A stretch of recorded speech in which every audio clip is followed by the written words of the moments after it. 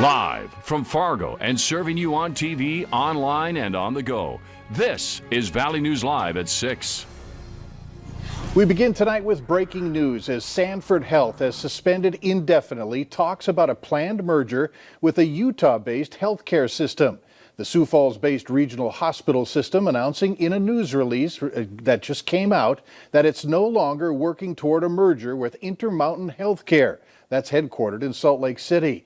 The decision follows the recent departure of longtime Sanford Health executive Kelby Krabenhoff. The former president and CEO resigned last month following controversial comments made to Sanford staff and the media regarding mask use. Protesters have gone home for the evening after gathering at NDSU this afternoon to voice their disapproval with the way school administration handled a racist Snapchat group made by some students. Valley News Team's Devin Fry followed the march, and he joins us live now from NDSU with the rest of the story. Devin?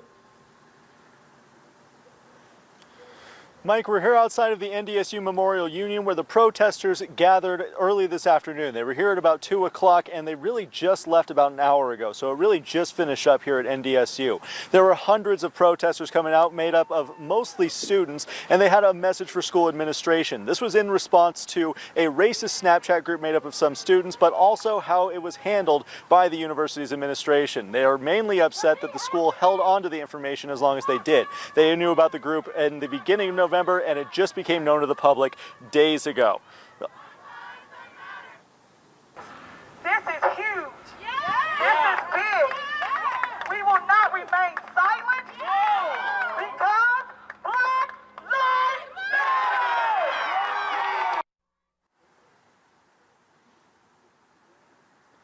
They're also going to be protesting once again tomorrow at the same time, except this time they're going to be outside of the house of the president of the university. We're going to keep watching this situation, but for right now, from the NDSU campus, Devin Fry, Valley News Live.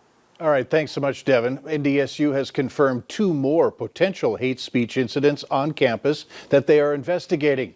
We're going to have much more on this tonight on Valley News Live at 9 and 10. A blue sky and sunshine today with no sundogs. I'm telling you, we're living the good life. Let's toss it over to Hutch to find out what our weather will be like tonight. Hutch? Yeah, we'll have to wait a while to hear them sundogs barking, but for tonight, it's absolutely gorgeous out there in most cases. We did have some cooler weather in north central Minnesota where we were in the 20s for highs today, and we remain in the low 20s in Baudette and Roseau.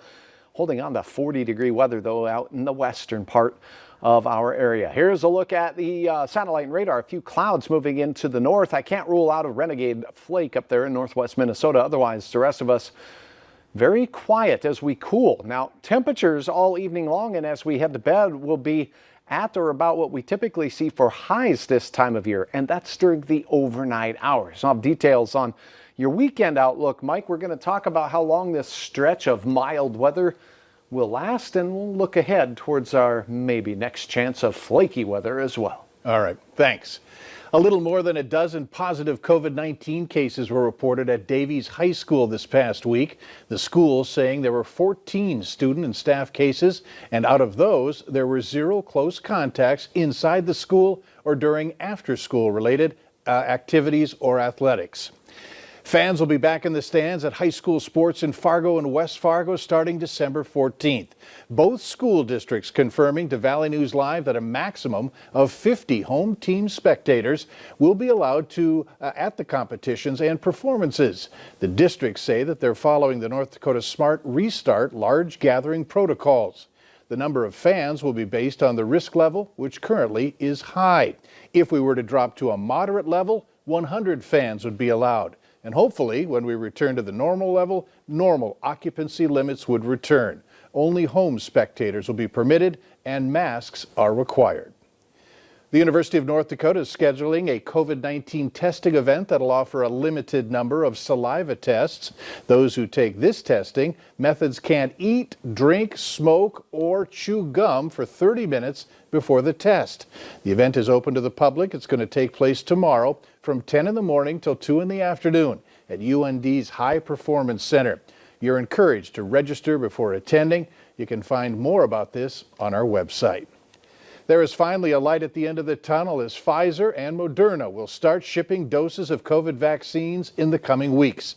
The vaccine will need to be carefully handled and kept at very specific temps in order to stay viable. And that's where a Minnesota company steps in. Reporter Danny Spiewak shows us the vital role they'll play. Tucked away in Bloomington, you'll find the headquarters of a company paving the way for COVID-19 vaccine distribution. We take pride in being a part of this. Dwayne Cowan is vice president of sales for Thermo King, which introduced transport refrigeration to the world shortly before World War II. Homegrown, but we're very proud of our start in creating the industry in Minnesota, and now what we're doing to support the transportation of this vaccine. Thermo King's refrigeration equipment will protect vaccines as they travel on trains, trucks, and planes, including a super freezer that was designed to ship tuna. The Pfizer vaccine requires temperatures of negative 70 degrees Celsius, while the Moderna vaccine requires negative 20 degrees Celsius. When you start seeing the different temperatures required to haul and the amount, we knew that we would have to play a role in supporting. Thermo King is part of a crucial process known as the cold chain. Vaccines have to stay at a specific temperature so that they maintain their strength and potency and are still good when they go into someone's arm. Julie Swan is a supply chain expert at North Carolina State University and advised the CDC's response to the swine flu. And these partnerships are really helpful towards making sure that vaccine gets where it needs to go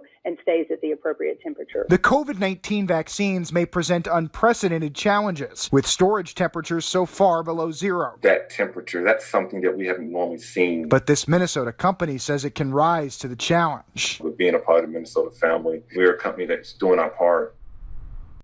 Vaccine cold chain is so important that the government is warning that hackers may be trying to infiltrate and disrupt it. They're telling companies that they are a part of the supply chain and you should be very careful. 218 people were ticketed during the latest Drive Sober or Get Pulled Over campaign in North Dakota. That's an increase from last year. The state says that there were 63 counts of minor in consumption and 18 minor in possession tickets. Not as many people are out doing, like sports were canceled, that sort of thing. College students aren't necessarily going to school in person. So there could be a number of reasons why these minor in consumption numbers, minor in possession numbers are up. Last year, drunk driving contributed to about 40% of the state's traffic fatalities. North Dakota has had 93 traffic deaths this year. They hope to keep that number under 100 this year. North Dakota had a total of 100 traffic fatalities in all of 2019. Later on Valley News Live at 6, hear from a pilot about the scary moments surrounding an emergency landing on an interstate in the Twin Cities.